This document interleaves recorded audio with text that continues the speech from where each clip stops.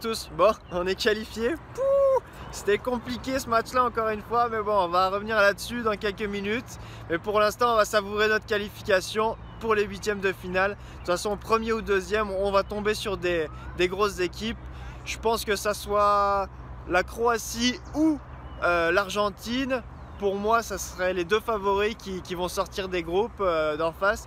Donc on va être à l'affût bien sûr, mais ça va être quand même assez compliqué en huitième. Donc pour revenir sur le match France-Pérou, donc en première mi-temps elle a été assez favorable aux Français. Une première mi-temps dominée par les Bleus avec des belles actions de Mbappé, Griezmann, Giroud, avec une belle animation de Pogba. Et surtout Giroud qui est revenu titulaire et nous a distribué des ballons à Griezmann, à Mbappé, même à Matuidi. Ça a été quand même une belle performance d'Olivier Giroud sur ce match-là, comme une belle performance aussi de Paul Pogba qui nous a délivré quelques belles passes, dont celle à Mbappé qui marque presque un but de la talonnade qui aurait été assez spectaculaire. Mais en général, nos Bleus ont répondu présent sur ce match-là.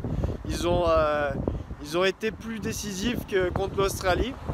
Et surtout, ont amené quelque chose de plus que contre l'Australie qu'on avait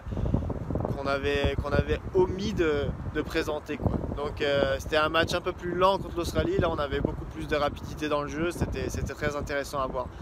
En tout cas, pour la première mi-temps. En deuxième mi-temps, on a vu que le Pérou a mis le pied sur le ballon. Là, c'était beaucoup plus compliqué.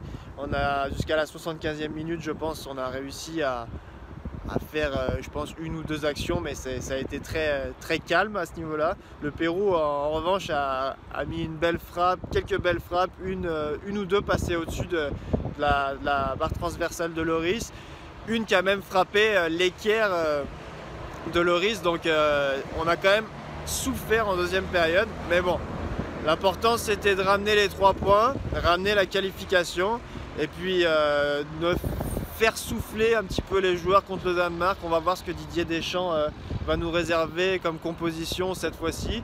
Je pense qu'il va jouer la carte un petit peu de la sûreté, faire souffler un petit peu les joueurs, éviter les cartons jaunes bien sûr, parce qu'on a vu que Paul Pogba s'est pris un carton, Matuidi aussi, donc je pense qu'il va faire tourner un petit peu pour éviter les suspensions. Et puis quand même avoir une belle animation offensive pour pas perdre quand même, parce que ça serait pas bien pour la confiance. Donc pour l'instant on va savourer notre victoire et puis notre qualification, parce que c'était l'objectif numéro 1. Et puis on est content de ça. Et puis allez les Bleus!